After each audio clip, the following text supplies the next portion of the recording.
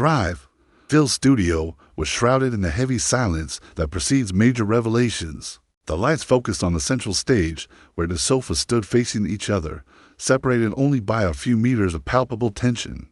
The audience, consisting of about 200 people, waited in absolute silence. Everyone knew that something different was about to happen during that Tuesday recording at the end of March 2024. The producers had warned the team this would be one of the most disturbing cases of the season. There was a strange energy in the air, that kind of premonition that even people who don't believe in intuition can feel when something monumental is about to unfold. On the sofa to the right sat Colonel James Harrison, a 48-year-old man whose military bearing remained unwavering even in the face of the emotional collapse that had brought him there. His uniform was impeccably pressed, each metal position with millimeter precision, the insignia of service in Afghanistan and Iraq gleaming under the studio lights, like small fragments of a life dedicated to duty and honor. But his eyes told a completely different story from the decorations on his chest. They were the eyes of a man who had faced war zones, who had commanded soldiers in combat through hostile deserts and treacherous mountains, who had made life or death decisions under enemy fire, and who now found himself completely defeated by a truth he could not comprehend. His hands, which had held weapons and signed military orders, trembled slightly on his knees, a detail that the cameras capture with surgical precision. It was an almost imperceptible tremor, but for someone trained to maintain absolute control over every muscle in his body, that small tremor was the equivalent of a total collapse. Beside him, a 16-year-old girl kept her face partially hidden by long brown hair that fell like a protective curtain over her hunched shoulders. Sarah Harrison, or was that really her name? That question hung in the air like toxic smoke or an oversized gray sweatshirt that seemed 3 sizes too big, as if she wanted to disappear into the fabric itself, and ripped jeans that revealed knees that swayed nervously in a frenetic, unconscious rhythm. Her posture was completely and utterly opposite to the military rigidity of the man who had raised her. Where he sat erect like a marble statue, she huddled in on herself like a flower trying to close before an impending storm. Her eyes, when they occasionally lifted from behind the curtain of hair, revealed something that went far beyond common teenage fear, beyond the typical anxiety of being under the spotlight of national television. There was a kind of ancient, deep, and primal terror there, as if she carried secrets that shouldn't exist in the life of a girl her age, secrets that weighed on her young shoulders, like tons of invisible concrete. The studio itself was a testament to the well-oiled machine that the Dr. Phil Show had become over more than 2 decades.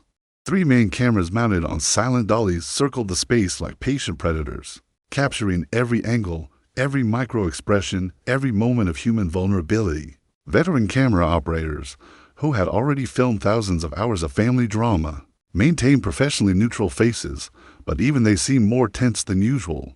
In the control booths above the main studio, executive producers watched multiple monitors, communicating through headsets in urgent whispers. This was no ordinary episode. The security team had been doubled in detail that only a few noticed, but which spoke volumes about what the production anticipated. Dr. Phil McGraw entered the stage with a presence that had become his trademark in over 2 decades of television. At 73, he still commanded the studio with the authority of someone who had seen absolutely everything American families could possibly hide or at least thought they had seen. His gray suit was perfectly tailored, his signature mustache precisely trimmed, and his blue eyes retained that penetrating quality that made guests feel he could read their thoughts just by looking at them. But that day, something in his expression suggested that even he, with all his experience, was prepared to face uncharted territory. There was a tension in his jaw, a certain rigidity in his shoulders that his longtime staff recognized as signs that he was mentally preparing for something potentially dangerous. He greeted them both with a nod, professional, but not cold, maintaining that delicate balance between empathy and authority that he had perfected over the years. He sat in his signature chair, a modest brown leather throne that had witnessed confessions of infidelity, admissions of devastating addictions, revelations of abuse, and the full range of human suffering. He opened the folder containing the case file of documents significantly thicker than usual, with colored tabs marking important sections and handwritten notes in the margins. For long seconds, he simply observed father and daughter, letting the silence do the preliminary work of discomfort.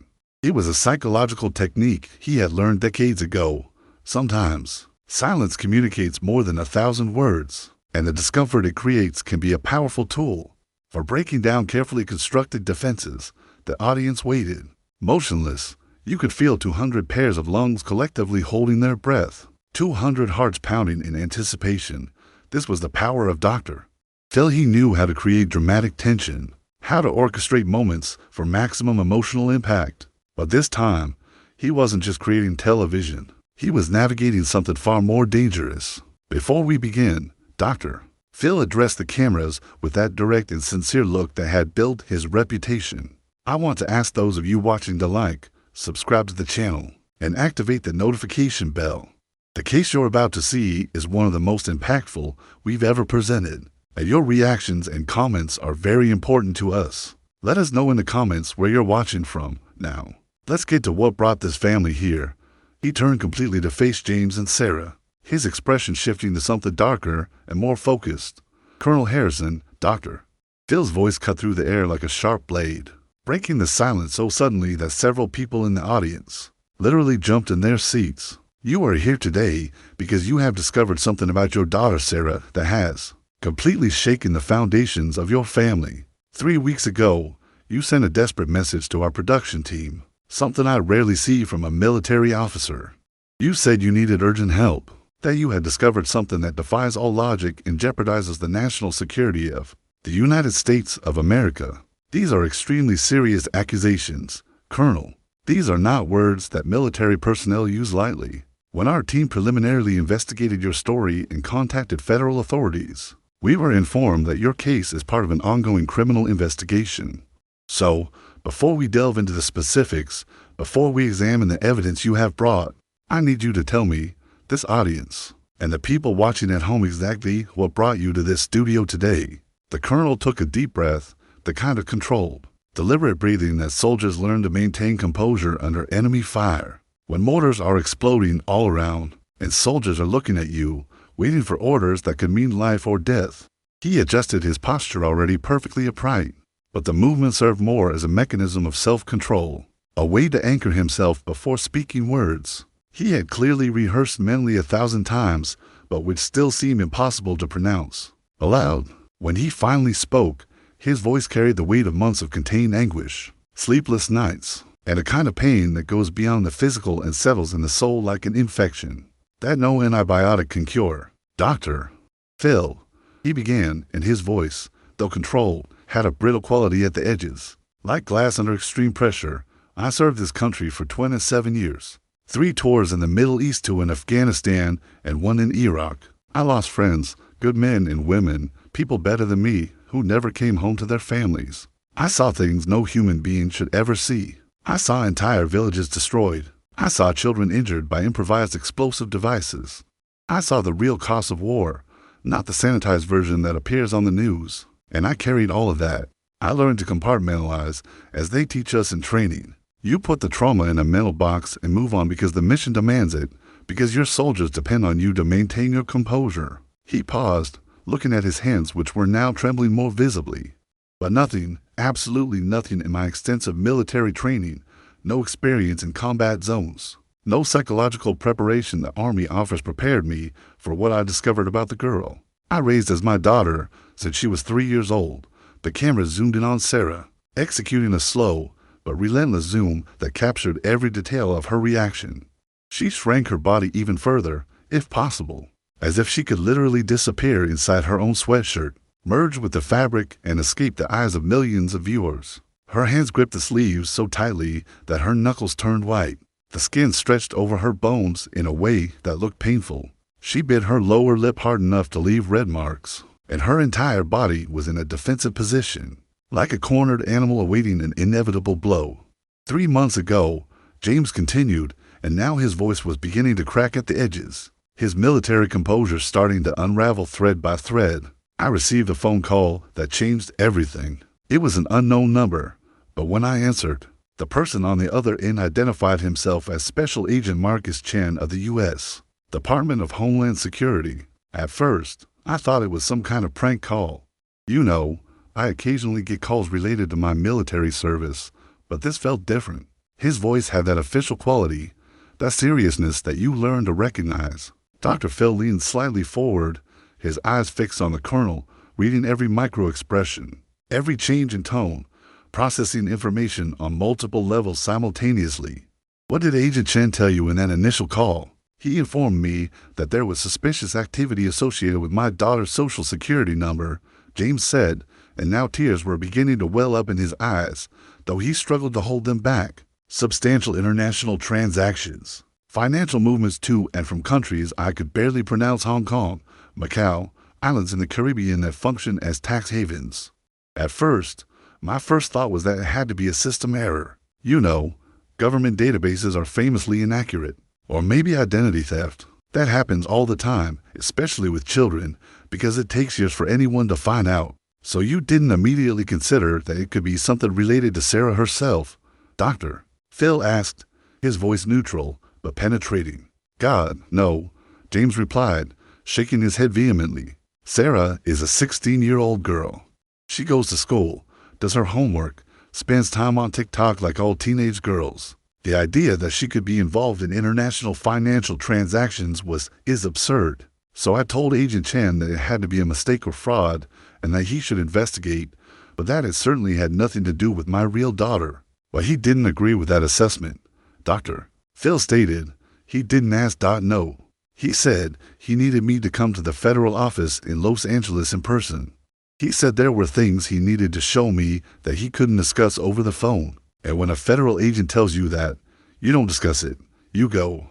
James paused, running a hand over his face in a gesture of deep exhaustion. "So I drove to LA the next day. 3 hours in traffic, enough time for my mind to conjure up all sorts of scenarios. But none of them came close to what I was about to discover." The audience was completely absorbed now, some members leaning so far forward in their seats they looked ready to fall over. "Doctor," Phil kept his gaze fixed on the colonel, not interrupting, letting the story unfold at its own pace. He knew instinctively when to push and when to allow the silence to do its work. "In the federal office," James continued, his voice now lower, forcing the audience to be even quieter to listen, "Agent Chen took me to a secure conference room. No windows, heavy doors, the kind of place where they discuss threats to national security. And then he opened a laptop and showed me the photographs." "What photos, James?" "Doctor," Phil asked softly, though everyone in the studio knew this was the crucial question, the moment the foundation would begin to crack. James closed his eyes for a long moment, as if by doing so he could somehow avoid reliving what he had seen that day. When he opened them again, they were wet with tears that finally began to flow freely down his suntanned face, sunburned after decades of serving in scorching deserts. Photographs of a Chinese child, a little girl, no more than 3 years old, taken in Shanghai in 2010. She stood in front of what appeared to be an institutional orphanage, holding a worn teddy bear, wearing clothes that were clearly too big for her, and her eyes, God, her eyes. Even through a photograph from 14 years ago, even as a small child, I recognized those eyes. Sarah made a sound not exactly a sob, more like a sigh of pure pain, and buried her face in her hands. Her whole body trembled with the force of the emotion she was trying to contain. Agent Chen then showed me documents, James continued, now speaking more rapidly, as if the faster he spoke the words, the less real they would be. Birth certificates, orphanage records, human trafficking documents that had been confiscated in previous operations. And at the center of it all was a name, Rebecca Chen, a child born in Shanghai on April 15, 2007, documented as an orphan after her biological mother was forced to give her up due to medical debts, impossible to pay under the Chinese healthcare system at the time, and the social security number that was eventually issued to this child. When she entered the United States, he paused, looking directly at Sarah for the first time since he began speaking. It was the same social security number I had registered for my daughter Sarah when she was 3 years old, when my then-wife Diane brought her home and told me it was a private domestic adoption from an anonymous biological mother who didn't want to be identified. The silence that followed was absolutely deafening. You could hear the studio's normally imperceptible ventilation system whistling softly. You could hear the small electronic beep of a camera adjusting focus. You could hear the 100 people trying to process what they had just heard. Dr. Phil let the moment breathe for several seconds before speaking. "So what you're telling me," What you're saying to this audience and to your daughter sitting next to you is that the child you know as Sarah Harrison may actually be Rebecca Chen, a Chinese citizen who was brought to the United States through means that may have been illegal. They couldn't have been, Dr. Phil, James said, and there was something new in his voice now, a kind of bitter anger directed not at the daughter, but at the situation, at the deceivers, at whoever had constructed this elaborate lie. The Department of Homeland Security had tracked forged documents, falsified birth certificates, fraudulent visas, an entire international child trafficking network operating under the guise of legitimate adoption agencies. They showed me initial evidence of at least 30 other children who had been trafficked in the same way over the course of a decade. 30 families, Phil. 30 American families who think they have legally adopted, but who are in fact raising children who have essentially been stolen. The audience could no longer contain their audible reactions, gasps of shock, a few sobs, murmurs of urgent, whispered conversations. Dr. Phil raised his hand, asking for silence, but this time it took several seconds for the order to be obeyed. And when did you confront Sarah with this information, Dr. Phil asked. 2 months ago, James replied. I thought long and hard about how to do this. How do you tell a teenage girl that her whole life might be based on a lie? That she might not even have the name she thinks she has? I consulted therapists, spoke with Agent Chen about the best approach.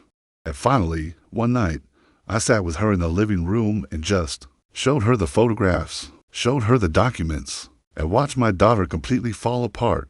All eyes turned to Sarah, who finally lifted her face from her hands.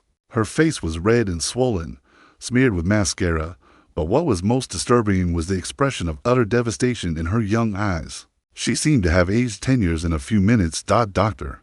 Phil turned completely to face her now, shifting his focus from father to daughter. Sarah, he said, his voice taking on a different tone, softer, but no less intense. Are you listening to what your father is saying? He's claiming that the identity under which you've lived for 13 years is false, that you may originally be from another country, brought illegally to the United States when you were only 3 years old, that your own mother, the woman who raised you until her death 2 years ago, may have been involved in international criminal schemes. What do you have to say about that?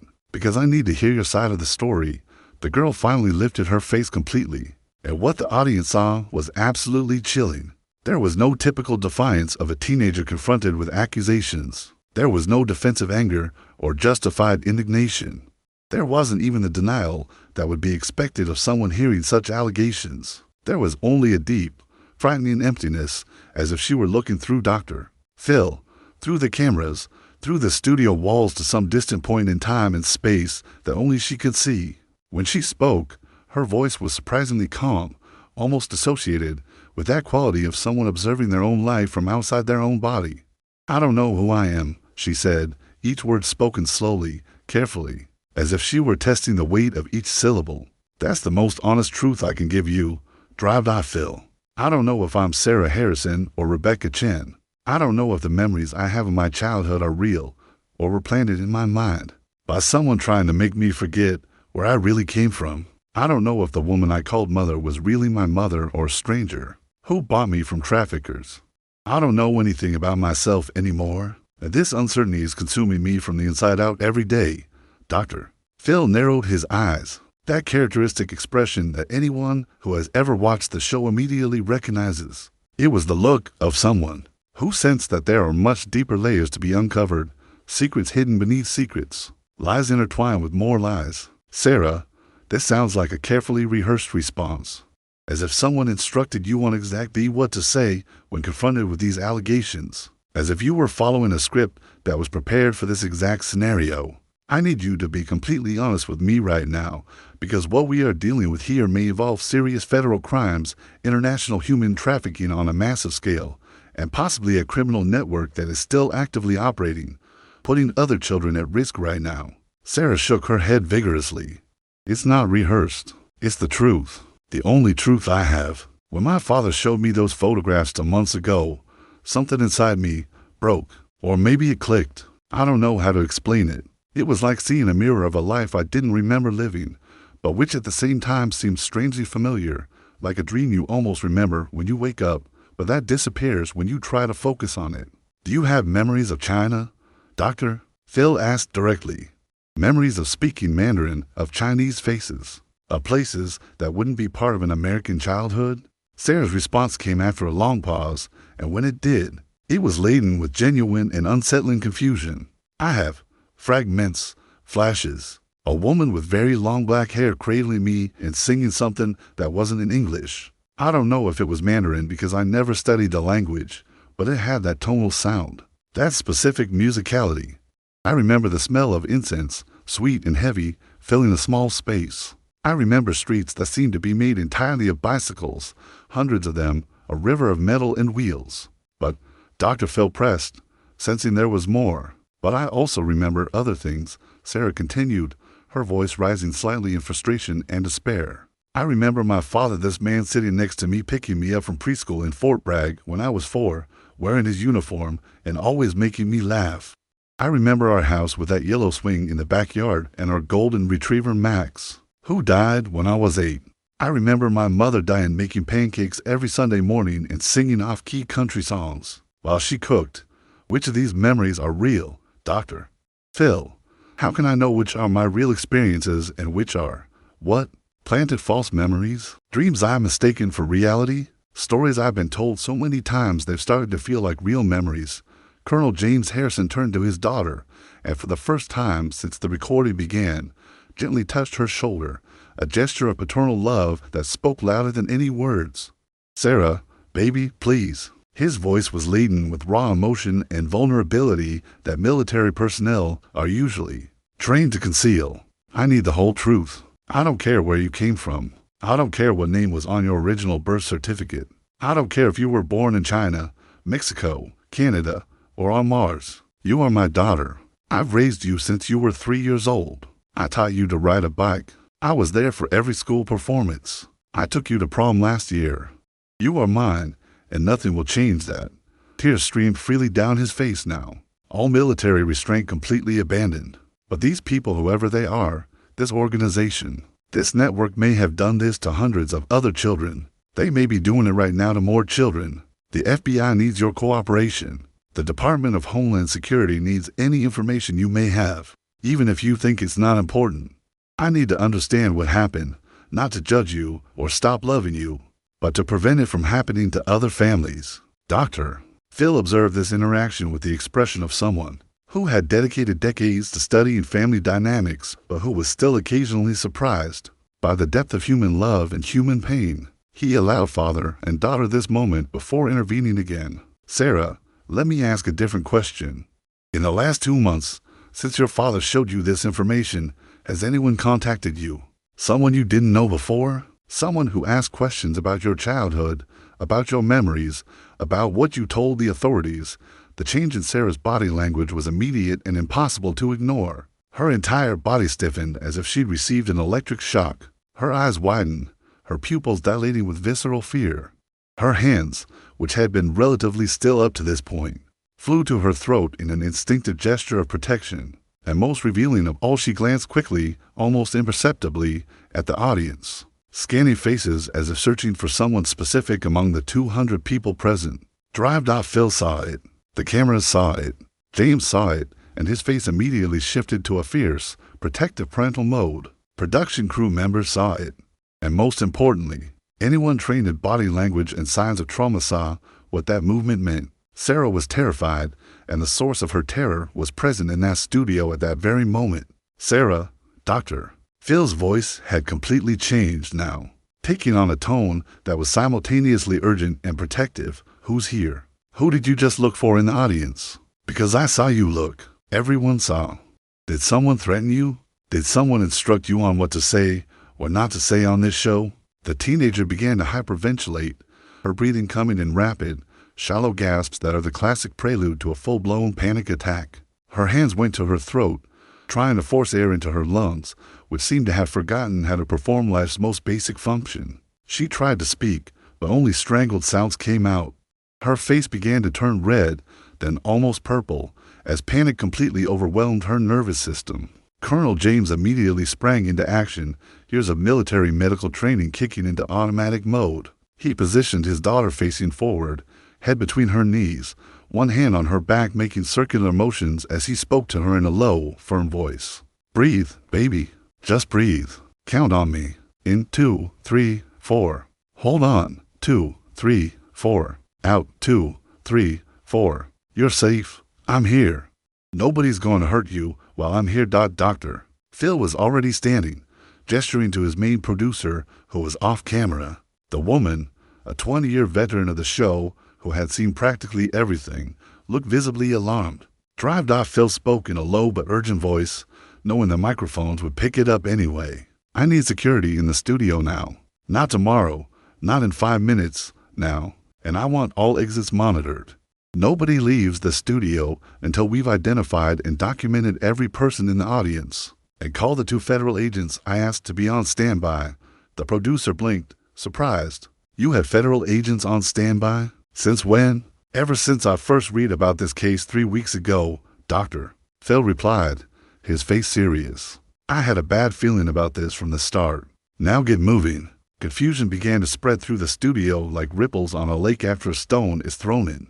The audience began to murmur loudly, people turning in their seats to look at each other with suspicion and confusion. Some members began to stand, preparing to leave, only to be gently but firmly asked to remain seated by members of the security team, who suddenly seemed to be everywhere at once. Camera operators looked at each other, unsure whether to continue filming or shut down their equipment. Producers in the control booth spoke urgently into their headsets, clearly trying to understand what was happening and how they should respond.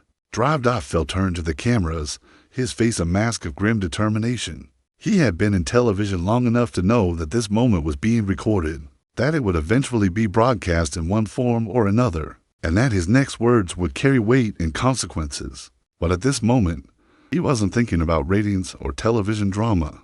He was thinking about a 16-year-old girl having a panic attack on his stage, because she was clearly being threatened or intimidated by forces she didn't fully understand. "I need everyone in the studio to remain calm," he said, his voice resonating authoritatively through the space. "No one is in danger, but we have a situation that needs to be handled with extreme care and in accordance with proper safety protocols. Your cooperation is appreciated and necessary." He then knelt beside Sarah, who was still struggling to regain control of her breathing. James had managed to stabilize her somewhat, but she was still visibly in distress. Dr. Phil positioned himself at her eye level, a stance of equality and respect rather than imposed authority. "Sarah, I need you to trust me now. I'm not just a television presenter. I'm a licensed clinical psychologist with over 40 years of experience, and before all this," he gestured vaguely to the cameras and the elaborate studio surrounding them, "I swore to protect my patients. And right now, you're my patient, and I believe you're in immediate and active danger. But I can't help you if you don't tell me what's happening." Sarah tried to speak several times, her mouth opening and closing without any sound emerging. Finally, in a voice so low it was almost a whisper, she managed to say, "I can't. They said that if I said anything about Hong Kong or about what really happened, they would." "What would they do, Sarah?" "Doctor." Phil pressed gently but firmly. "Hurt you? Hurt your father?" "What?" "My grandmother," Sarah sobbed, the words finally gushing out like water from a broken dam. "My real grandmother, my biological Chinese mother's mother. She's still alive. She lives in a small apartment in Hong Kong, and they sent me photographs of her. Photographs taken through the apartment window, showing that they know exactly where she is, that they can reach her at any time. And the message said that if I cooperated with American authorities, if I said anything that could lead to investigations in China, they would ensure that my grandmother disappeared and was never found." The silence that followed this revelation was different from previous silences.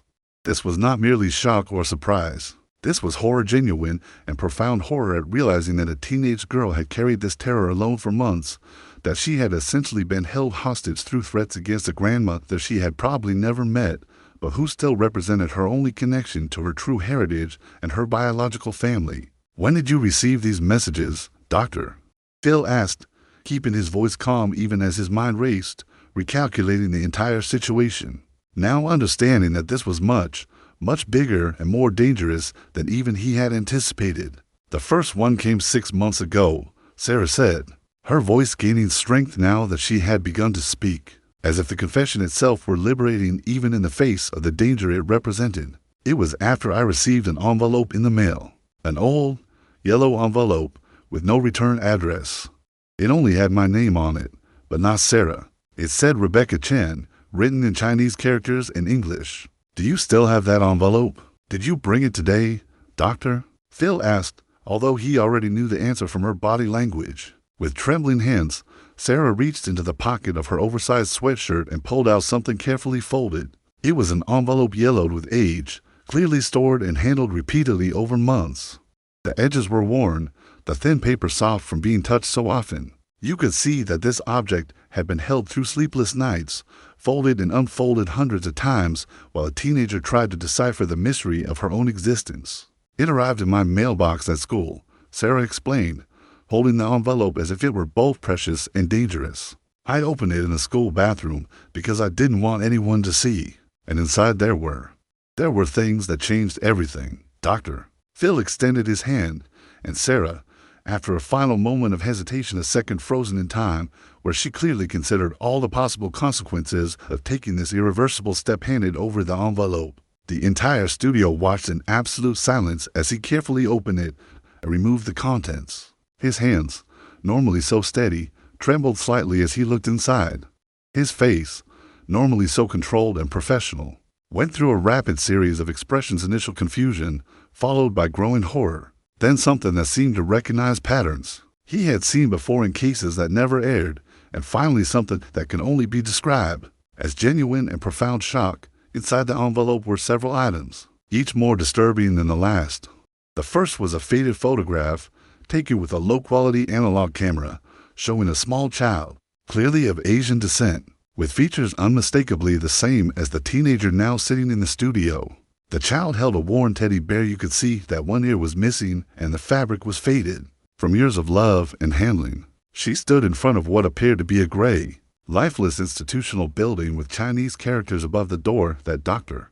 Phil couldn't read, but that anyone familiar with Chinese orphanages would immediately recognize. The child's eyes in the photograph were the most disturbing, empty in a way that the eyes of 3-year-olds should never be, already carrying a kind of trauma that spoke of abandonment and loss at an age where memories are not yet properly forming, but emotions are absorbed like sponges absorb water. The second item was an official Chinese birth certificate, complete with red government seals and text in Mandarin. Even though he couldn't read the characters, Dr. Phil could see the name Rebecca Chen in Roman alphabet and the date, April 15, 2007. The certificate had the official appearance of government documents worldwide, heavy paper, watermark, elaborate stamps that are difficult to forge. But it was the third item that made Dr.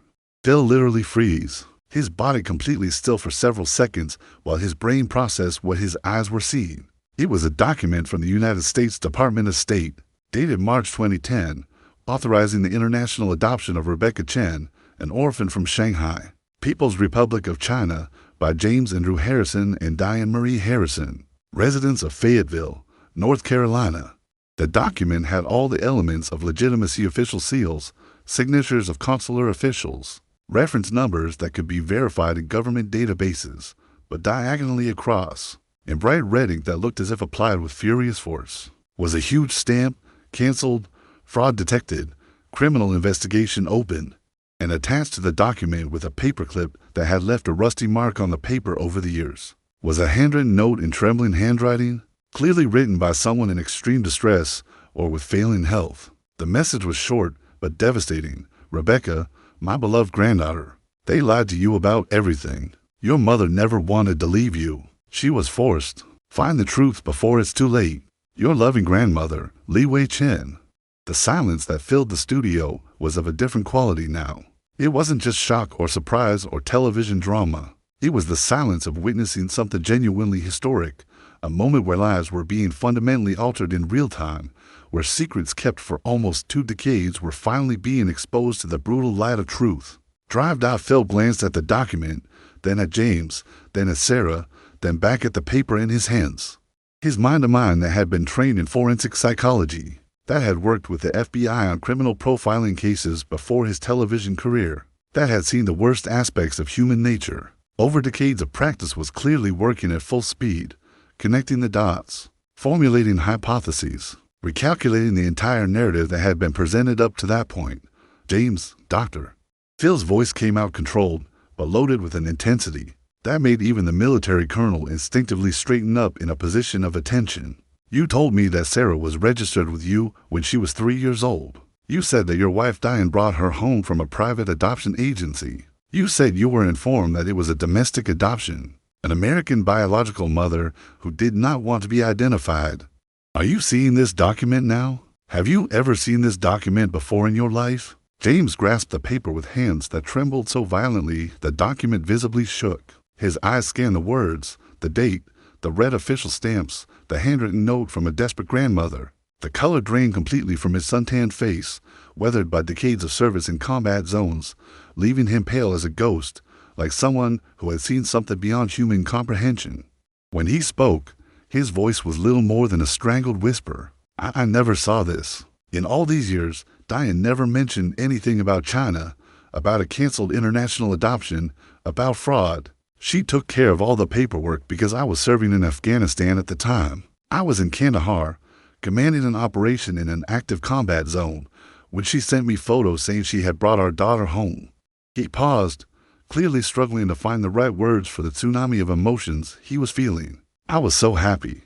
We had tried to have biological children for years without success, and adoption had been our plan B. When I received those photos of Diane holding this beautiful little girl, when I read her email saying, "Meet your daughter, Sarah," it was one of the best days of my life, even though I was 10,000 miles away in a war zone. When I finally returned home 6 months later, Sarah was already there, speaking basic English, calling me daddy, and Diane had all the legal custody documents perfectly organized in a folder. Why would I question it? Why would anyone question it? Because, Doctor, Phil said slowly, each word measured and weighed as if he were assembling a complicated puzzle in real time, and each piece needed to be placed with extreme precision. This document suggests that there was an attempt at international adoption that was officially canceled due to fraud detected by the authorities, which means that someone, and at this point we don't know who, but I suspect there were multiple people involved, tried to bring Rebecca Chen from China to the United States legally, failed when the fraud was discovered, and then, what? Did they simply give up?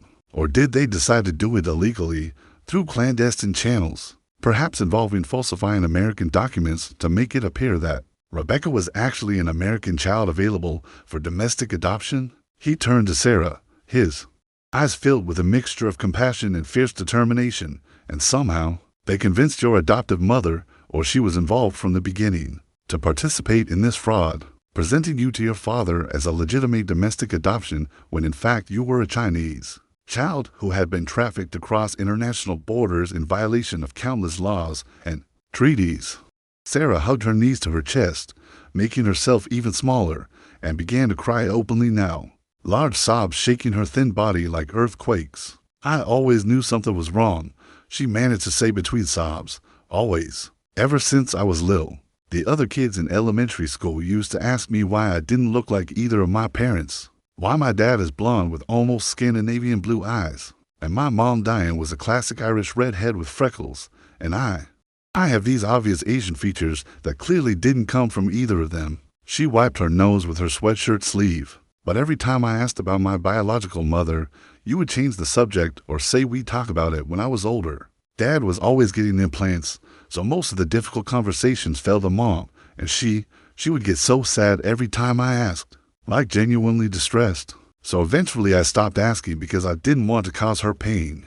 And then she died in that car accident 2 years ago, and I thought all the secrets had died with her, that I would never know the truth. Colonel James Harrison covered his face with both hands, his broad, strong shoulders that had carried 80-pound backpacks across Afghan mountains, that had lifted wounded comrades to safety, that had been trained to endure any physical burden, now shaking with the force of emotions, finally released after being held back for months, perhaps years. "Diane," he said through his hands, his voice muffled but heavy with anguish. "My God, Diane, what have you done? What have you done to us? Why? Why would you lie about something so fundamental? Why would you bring a trafficked child into our family and make us part of a crime we didn't even know we were committing, Doctor?" Phil rose from his kneeling position beside Sarah, his joints protesting slightly. He could do high-energy television, But he was 73 and his body occasionally reminded him of it. He began to walk slowly across the stage, the document still in his hands, clearly processing information on levels that went far beyond the typical family drama his show usually dealt with. This wasn't a case of infidelity or teenage behavioral problems or addictions destroying families. This was something much darker, much more systemic, much more dangerous. When he finally stopped and turned to face the cameras directly, ignoring the confused audience and the crew members, who were urgently whispering amongst themselves, his expression was somber in a way that veterans of the show had rarely seen. This was the Dr. Phil who existed before the television phenomenon, the forensic psychologist who had testified in criminal cases, who had worked with federal law enforcement agencies, who understood that sometimes psychology and crime intersect in ways that are terrifying. "I'm going to be completely frank with all of you now," he said, his voice reverberating through the silent studio with an authority that came not only from decades of television, but from a lifetime of working in fields where truth and lies can mean the difference between justice and injustice, between safety and danger. In 22 years of making this program, through more than 4,000 episodes, I have never, and I want to emphasize the word never because I don't use it lightly, come across a case that potentially involves international child trafficking on an organized scale, falsification of U.S. federal documents, conspiracy to commit crimes that cross international borders, and possibly a criminal network that may still be actively operating at this very moment, putting other children and families at risk. He paused, letting his words carry full weight. This is no longer just a case of questionable identity or complex family drama or even a tragic misunderstanding about origins. This is a matter of national security, of international criminal justice, of treaties between nations being violated, and fundamentally, of children being treated as commodities that can be bought, sold, and moved across borders as if they were products instead of human beings with inherent rights and dignity. He returned to his chair, but didn't sit down.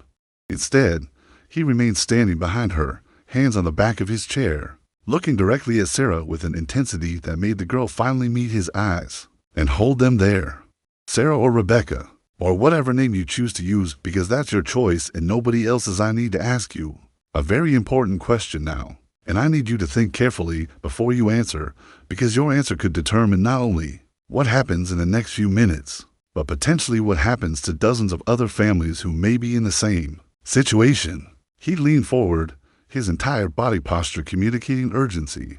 "Since you received this envelope 6 months ago, since you found out about your possible true identity and about your grandmother in Hong Kong, has anyone contacted you directly? Has anyone followed you when you left school or went to the mall? Has anyone messaged you through social media or apps? Has anyone tried in any way to influence what you would do with this information, what you would say to the authorities, what you would tell your father?" Sarah's reaction was instantaneous and visceral, confirming Dr. Phil's worst fears. Her entire body stiffened as if every muscle had suddenly petrified, turning her into a statue of flesh and blood. Her eyes widened with pure, primal fear, her pupils dilating so dramatically that the brown of her irises almost disappeared, leaving only black circles of terror. Her hands instinctively flew to her throat in a universal gesture of vulnerability, a fear of suffocation, not physical suffocation, but the kind of suffocation that comes from secrets that slowly strangle you over months. And most revealing of all, the signal that set off every alarm system in Dr. Phil's head. She glanced quickly, for less than a second, but impossible to ignore, at the audience. Her eyes scanned faces rapidly, searching for someone specific among the 200 people present. And when she passed a certain point in the third row on the left, she froze for a fraction of a second before forcing her gaze back to the stage. Phil saw it. All 3 cameras saw it. James saw it, and his face immediately shifted to a fierce, protective parental mode. Production crew members saw it and began urgently whispering amongst themselves. And most importantly, anyone trained in body language and signs of trauma, in recognizing when someone is being actively threatened, saw what that movement meant. Sarah was terrified, and the source of her terror was sitting among the audience, watching, monitoring, making sure she didn't say specific things. "Sarah, Dr. Phil's voice has completely changed now. All pretenses of making television or conducting an interview completely abandoned, in favor of something far more fundamental. An adult trying to protect a child in danger. Who's here? Who did you just look for in the audience? Because I saw you look. Everyone in this studio saw. Did someone threaten you? Is someone sitting in that audience right now, making sure you follow a script they gave you, that you don't reveal certain details that could harm them? Sarah's reply came in a voice so low it was almost inaudible, forcing even the professional microphones to amplify to their maximum. There's a man, she whispered, each word clearly costing immense effort to say. Gray hair, black suit, metal-rimmed glasses. Third row, left side. He's been following me. For months, Doctor. Phil made a discreet but urgent signal to his security team, who immediately began to strategically position themselves around the studio. Go on, Sarah. When did you first see him? 3 days after I received the envelope, she said, her voice gaining a little more strength now that she had begun to confess, as if the very act of finally telling the truth was removing a physical weight from her shoulders. I was leaving school, waiting for the bus, and there was this man sitting in a black car parked across the street.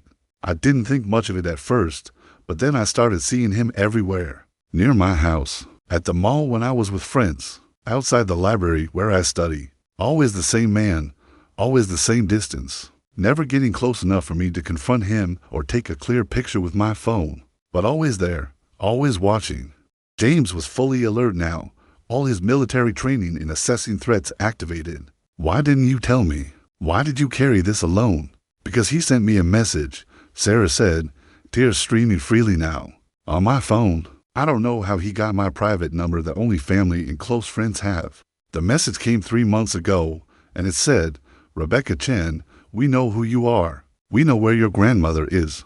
If you value her life, you will remain silent about Hong Kong and the operations. Don't talk to the authorities.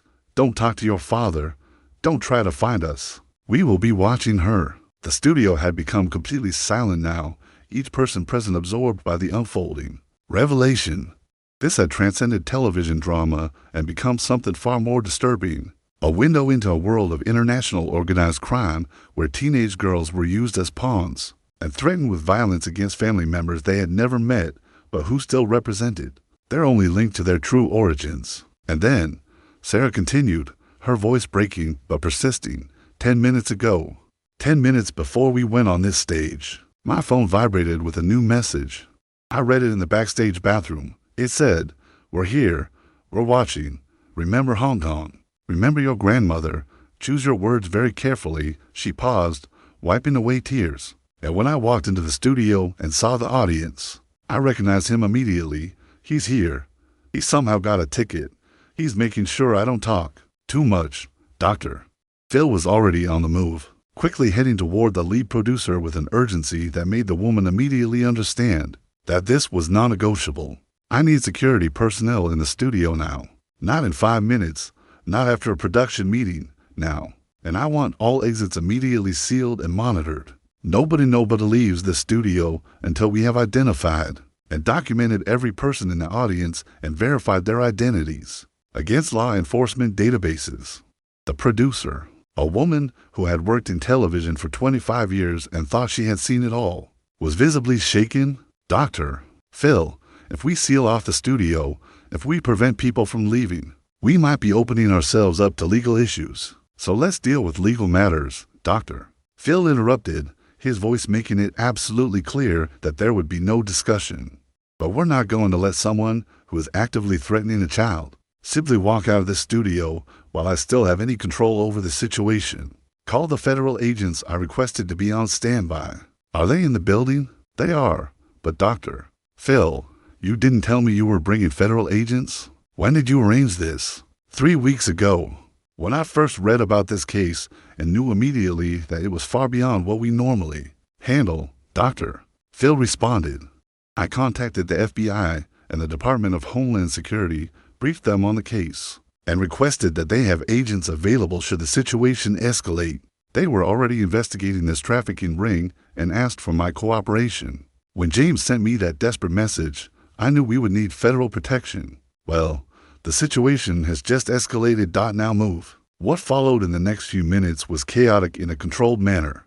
The studio's security team, reinforced by additional personnel who had been discreetly positioned beforehand, began to strategically position themselves at the exits.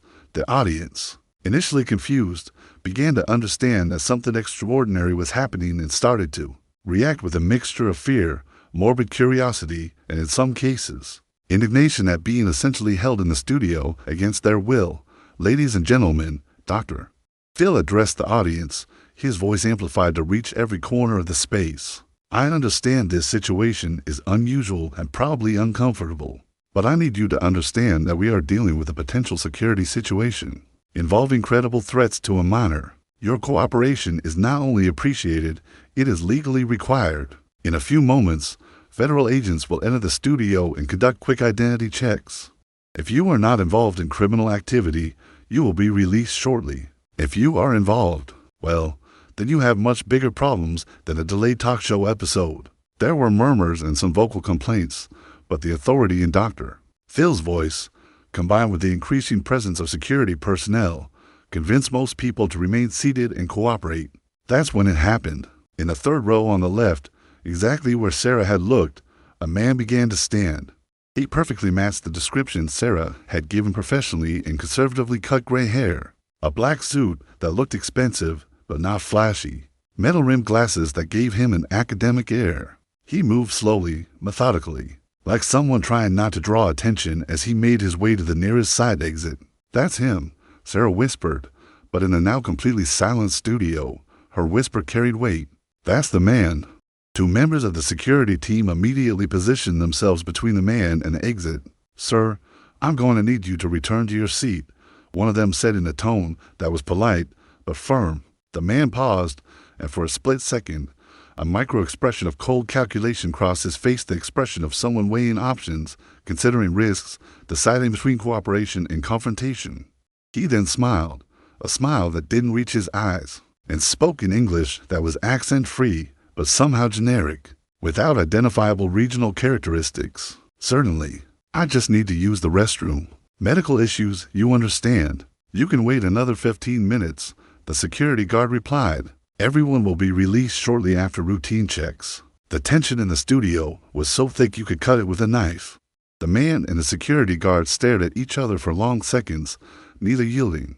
Finally, with obvious reluctance, the man returned to his seat, but everyone could see that he was now hypervigilant, his eyes constantly scanning the surroundings, searching for alternatives, planning. 2 minutes later, the individuals entered the studio through a side door reserved for staff. They wore sober suits and carried clearly visible federal identification on chains around their necks.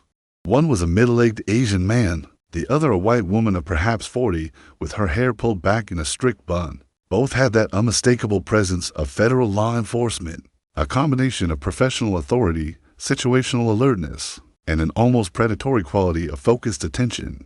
Phil found them center stage and spoke softly, but the microphones picked it up nonetheless. "Agent Chen, Agent Rodriguez, thank you for being here." The man, Agent Marcus Chen, the same one who had contacted James Harrison months ago, nodded. "Dr. McGraw, you said on the phone that the situation had escalated. Explain." Dr. Phil quickly updated them, showing them the documents in the envelope, explaining the threats against the grandmother in Hong Kong, discreetly pointing to the man in the third row. The two agents listened without interrupting, their faces professionally neutral, but their eyes sharp and assessing. When Dr. Phil finished, Agent Rodriguez spoke for the first time. "We're going to need to take Sarah and Colonel Harrison to a secure location for a full debriefing, and we're going to need that man for questioning." She paused, looking directly at the cameras that were still rolling, though now no one was paying attention to the television production. "MC Gra, I need to request that filming be stopped now. This has become an active federal operation." Dr. Phil turned to the cameras with an expression that combined frustration with resolve. He knew this would be the moment, the decision that would define not only this episode, but potentially the legacy of his entire show. He had built a career in television, in ratings, in drama that kept audiences glued to their screens. But before all that, before the fame and the millions in earnings and the media empire, he had been a psychologist who vowed to protect and serve his patients. "Stop filming," he said clearly, looking directly at the director in the control booth. "Stop now." This stopped being a television program approximately 15 minutes ago. When we discover that a minor is being actively threatened by an international criminal organization while sitting on my stage, confusion once again gripped the studio. The audience, already tense from the bizarre situation, was now visibly uneasy. Some began to stand up, wanting to leave, only to be politely but firmly instructed to remain seated by security personnel. The camera operators looked at each other, unsure whether to obey Dr. Phil or continue filming what was clearly an extraordinary situation that would make incredible television. The producers in the control booths were visibly panicked, some shouting into headsets, others on phones with network executives and legal teams. I said, "Stop filming." Dr. Phil's voice thundered through the studio with an authority he rarely needed to use, but which, when employed, was absolutely unquestionable. "The red recorded lights must go off now, or I will personally destroy every camera in this studio. I'm serious. This is no longer entertainment. This is a federal law enforcement operation involving human trafficking and credible threats against a child." The red lights went out one by one. The moment was so impactful, so completely unprecedented, that even years later members of the production team would still talk about that day as the most surreal of their careers. In 22 years and over 4,000 episodes, through confessions of murder, revelations of abuse, drug interventions that became physical, Dr. Phil had never stopped a recording mid-show. Never. This was completely uncharted territory, but the situation was far from over. With the cameras off, Agent Chen and Agent Rodriguez approached the man in the third row. "Sir," Agent Chen said firmly, "we're going to need to see some identification, please." The man slowly reached into his inside pocket, a movement that caused 3 members of the security team to immediately tense up and adjust their positions, and pulled out a wallet. He opened it and showed what appeared to be a California driver's license. Agent Rodriguez examined her carefully. "David Zhang, resident of San Francisco. Can you tell us why you're here today, Murda Zhang?" "I'm a fan of the show," the man said with a casual shrug that seemed completely incongruous with the tension in the room. "I took a day off work to watch a live recording. People do that all the time." "And what is your occupation?" "Technology consultant. Freelance work, mainly for startups." Agent Chen pulled out a cell phone and discreetly took a picture of his ID. "Mr. Zhang, would you mind accompanying us for a few questions?" The change in the man's behavior was instantaneous and disturbing. The casual facade vanished like smoke, replaced by something much colder and more calculated. "I believe I have the right to refuse. I haven't committed any crime. You have no warrant. I am a spectator at a television recording, and you are harassing me without cause." "We have cause," Agent Rodriguez replied calmly. "A minor identified you as someone who followed and threatened her. That gives us legal grounds for questioning. A minor with a questionable identity who may herself be violating immigration laws is falsely accusing me," the man countered, and now there was a note of defiance in his voice. "I suggest you be very careful about how to proceed." It was at this point that something extraordinary happened. James Harrison, the colonel who had remained relatively quiet since Sarah's revelation, stood up and deliberately walked until he was face to face with the man. He was several inches taller than Zhang and had decades of training in authorized physical intimidation. When he spoke, his voice was low but laden with restrained menace. "You threatened my daughter," he said, each word spoken with crystal clarity. "You followed her. You tried to intimidate her into remaining silent about crimes that destroyed our family. And you think you're just going to walk out of this studio?" "Colonel Harrison," Agent Chen intervened, placing a hand gently but firmly on James's shoulder. "We appreciate your protective instinct, but you need to let us handle this through the appropriate channels." James reluctantly stepped back, but his eyes never left Zhang's face. Agent Rodriguez was already on the phone, speaking rapidly in a low voice. After a few minutes, she hung up and turned to Zhang. "Mr. Zhang, or whoever you really are, you are being detained for questioning. Teams are now obtaining a search warrant for the address on your driver's license and for any electronic devices on your person. You have the right to remain silent." She began reading Miranda her rights while security personnel, now clearly acting under federal direction, moved to escort the man. And it was at this moment that he finally revealed his true nature. Instead of cooperating, he suddenly moved quick, practiced, efficient. In a second, he had pushed past one of the security guards and started running toward a side emergency exit. But he hadn't counted on two things. First, that Colonel James Harrison had decades of training in hand-to-hand combat. James moved even faster, intercepting Zhang and taking him down with a fighting technique that was clearly military in origin. Second, that Agent Chen was also trained in detention tactics. In seconds, Zhang was on the ground, handcuffed, and being read his full rights while struggling in vain. "You don't understand what you're doing," Zhang said as he was lifted up. "This operation is bigger than you imagine. You caught one person, but there are dozens of others, hundreds, across 3 continents. You've just signed a death warrant for that old woman in Hong Kong by doing this." Sarah let out a cry of anguish upon hearing this, but Agent Rodriguez quickly went to her. "Sarah, we already have people working with authorities in Hong Kong. Your grandmother was placed under precautionary protection 2 weeks ago, as soon as Dr. McGraw informed us about the case and the possible threats against family members in China. She is safe in a protected location." "How?" Sarah managed to say through sobs. "How did you know how to do that?" "Because Dr. McGraw contacted us 3 weeks ago," Agent Rodriguez explained, "and that gave us enough time to establish security protocols for potential scenarios. When he sent us the details of his case, our first action was to identify and protect possible vulnerable targets. His grandmother, Li Wei Chen, was at the top of that list. We coordinated with authorities in Hong Kong, as she has been under 24-hour police protection ever since. We have been working on this case in parallel with the production team, expecting that exactly this type of situation could develop." Phil, watching all of this unfold, felt a complex mix of emotions: relief that the child was safe, anger that this level of manipulation and crime had entered his studio, sadness for the Harrison family and the dozens of other families who had been victims of this network, and a fierce determination to use his platform when appropriate and when permitted by federal investigations to expose this type of crime and help other victims find their voices. What happened in the following weeks and months would be recounted through news reports, court documents, and eventually a documentary special that Dr. Phil would produce.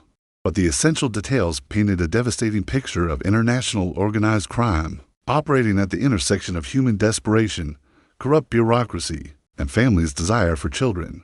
The network had been operating for nearly 2 decades, beginning in the early 2000s when international adoption from China was common, but the processes were still relatively new and full of loopholes that could be exploited.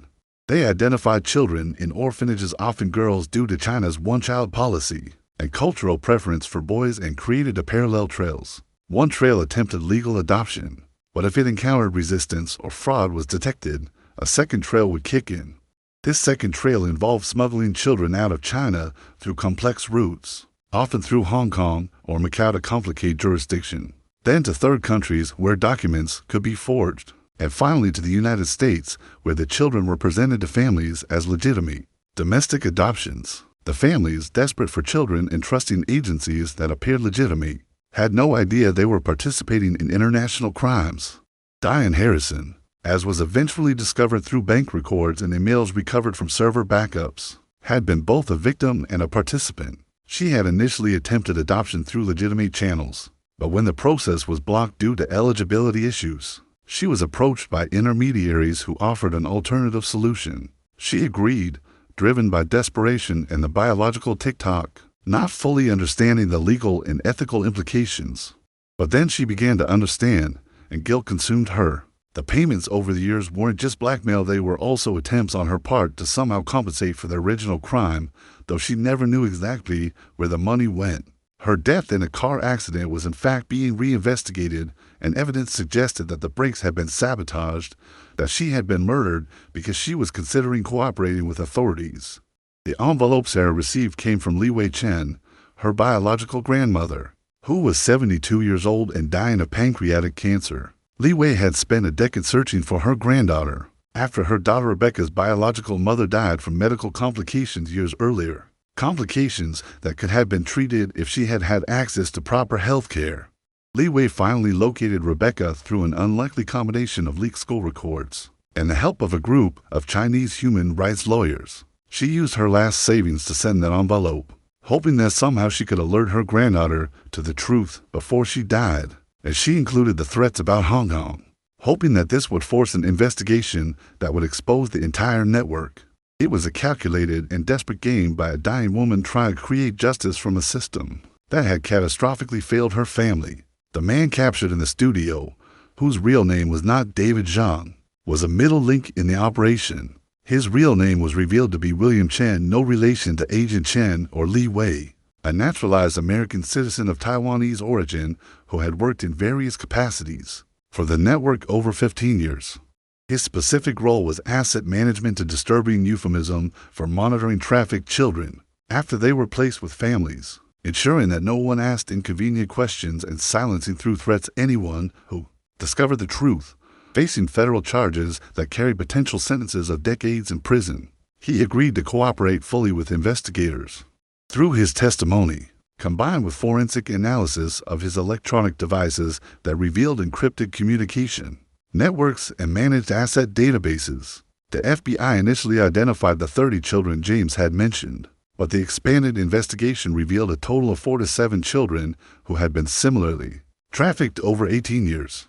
The initial numbers were just the tip of the iceberg. Each layer investigated revealed more victims, more destroyed families, more lives built on lies. 23 of these children were reunited with members of their biological families when possible.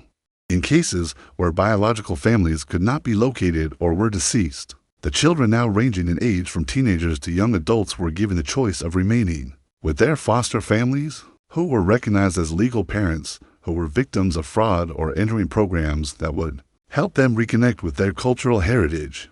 James Harrison used his military connections, his own financial resources, and the help of human rights organizations to bring Li Wei Chen to the United States on an emergency humanitarian visa. She arrived weak but determined and spent the last 8 months of her life getting to know the granddaughter she had searched for so long.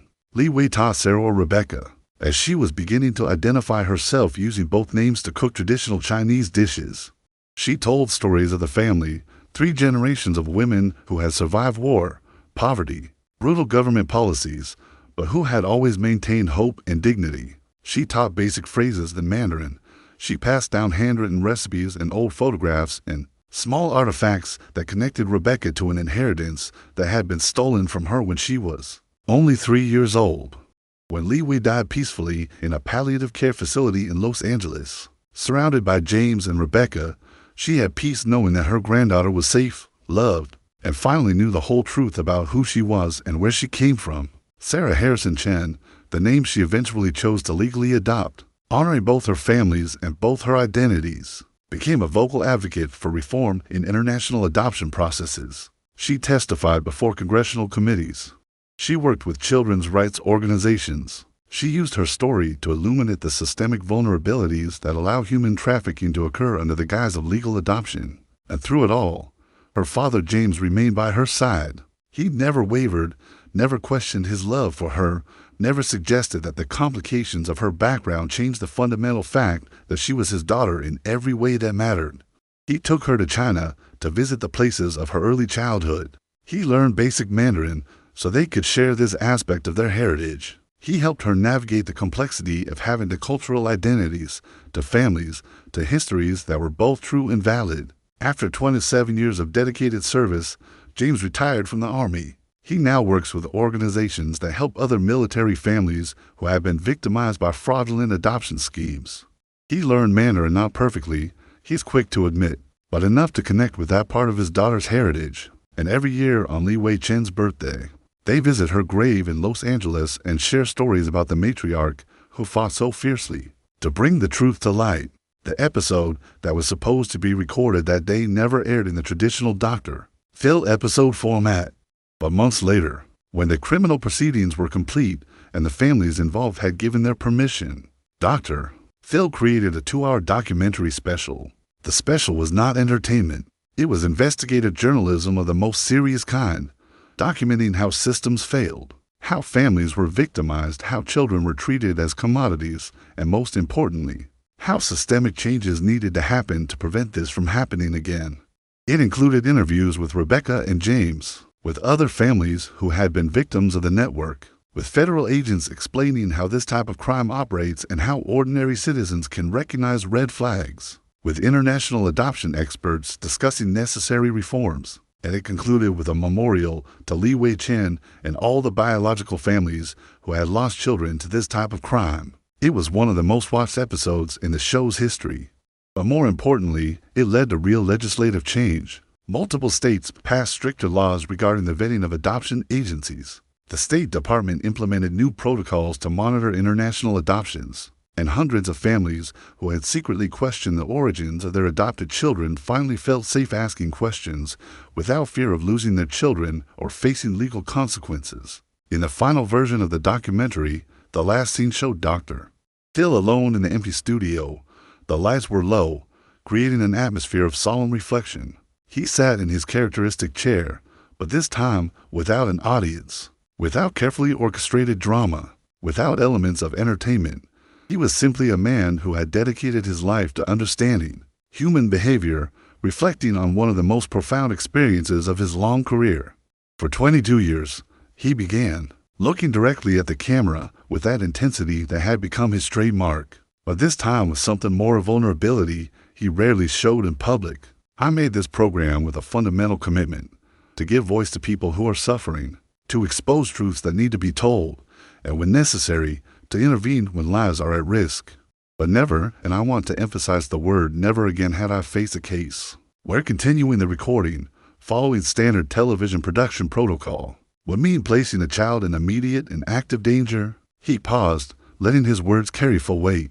Many of you have seen me stop recordings before. This is not unheard of. When revelations become too intense and someone needs time to process, when someone needs medical attention, when basic security is compromised in obvious ways.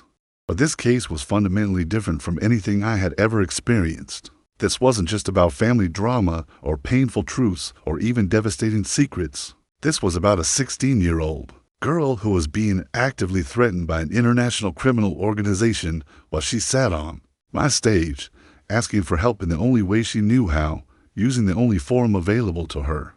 He leaned forward, his hands clasped in front of him, his penetrating gaze fixed directly on the camera as if he could make eye contact with each person individually. I broke protocol that day because protocol was designed for making television, not for saving lives. Protocol was created to keep recordings flowing, to capture drama, to create moments that keep audiences engaged. And all those goals have their place.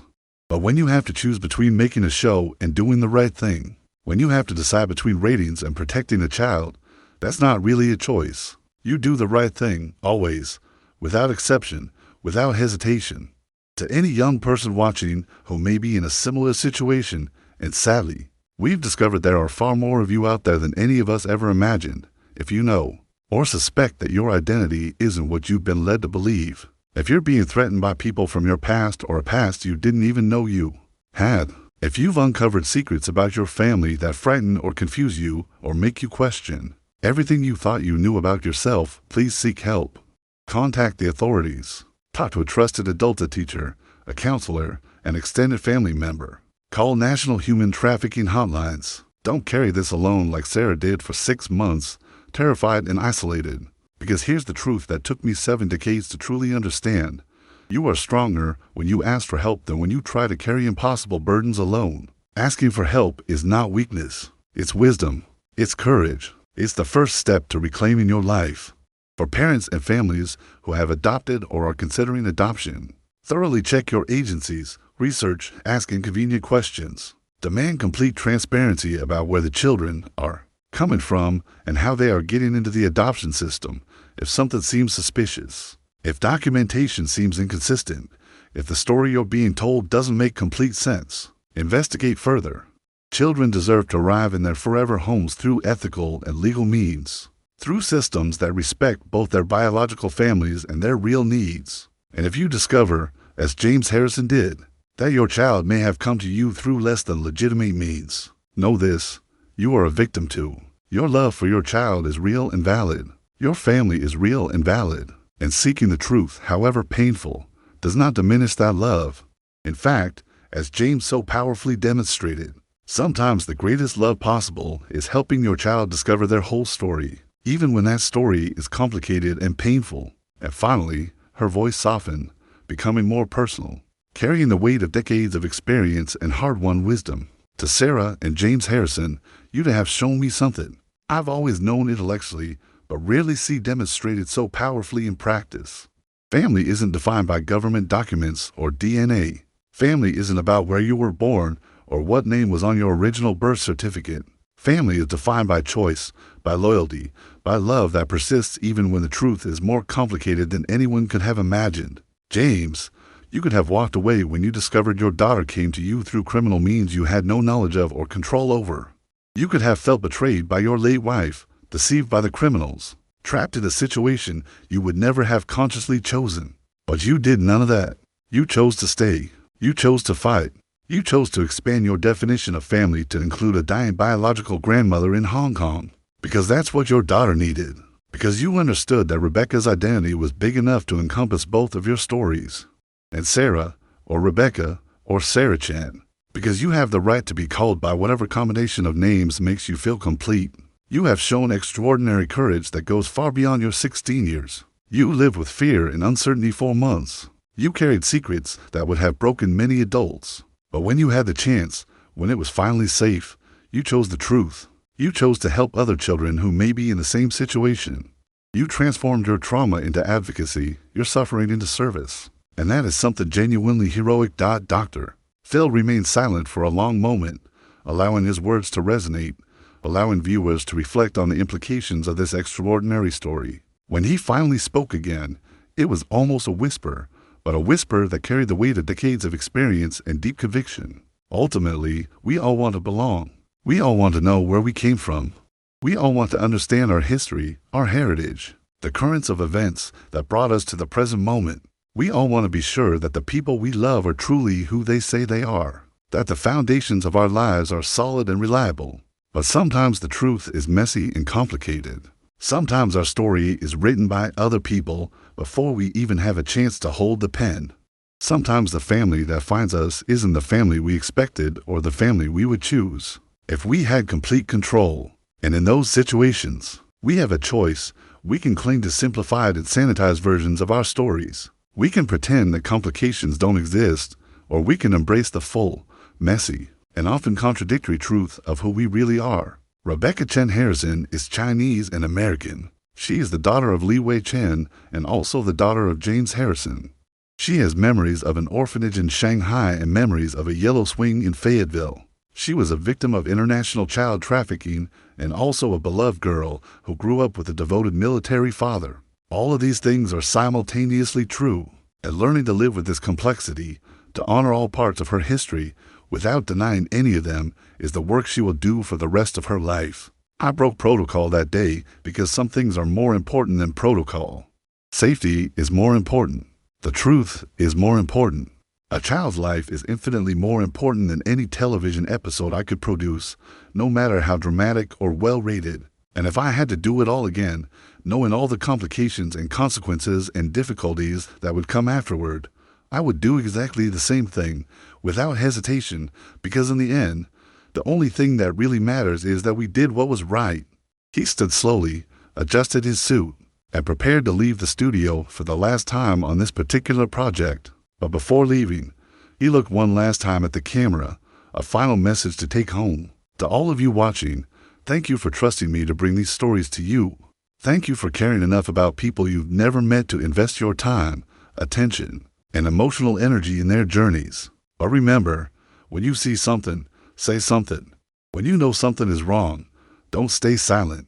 And when you have the chance to make a difference in a child's life, you do it. You always do it. Not because you expect recognition or reward, but because that's what decent people do. That's what families do. That's what a healthy society does. Sarah Harrison Chen is doing well today. She graduated high school with honors. She has been accepted into several excellent universities where she plans to study international human rights.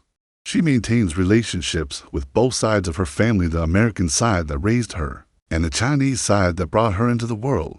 She carries both names with pride, and she is using her voice, her story, her experience to make the world a little better than it was when she found it. And what about Colonel James Harrison? He retired from the Army after 27 years of service. He now works with organizations that help other military families who have been victimized by fraudulent adoption schemes. He learned Mandarin not perfectly, he's quick to admit, but enough to connect with that part of his daughter's heritage. And every year on Li Chen's birthday, they visit her grave in Los Angeles and tell stories about the matriarch who fought so fiercely to bring the truth to light. The camera slowly zoomed out, leaving Dr. Phil alone in the center of the large, empty studio. A man who had dedicated decades to unraveling the mysteries and dramas of American families, and who that day had done something far more important than television. He had saved a life, exposed a criminal network, helped reunite a fractured family across oceans and cultures and years of lies, and proven that sometimes breaking the rules is exactly what the situation demands. The studio lights gradually dimmed, but the message remained shining clearly. Some protocols exist to be broken when lives are at stake, and the true meaning of family transcends any legal, biological, or national definition. It's about choosing to stay when it would be easier to leave. It's about choosing to love when it would be simpler to judge. It's about choosing to do the hard work of building real connection, especially when the truth is more complicated than anyone ever imagined.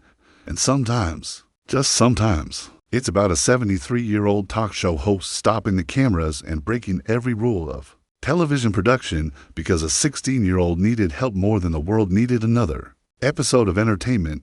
Because in the end, as Dr. Phil had repeatedly said throughout his career, you teach people how to treat you. And on that day, he taught his team, his network, and his millions of viewers that some things, child safety, truth, justice, are more important than ratings or profits or the unforgiving machine of modern television. And that, perhaps more than any episode he had ever produced, was the legacy he wanted to leave behind.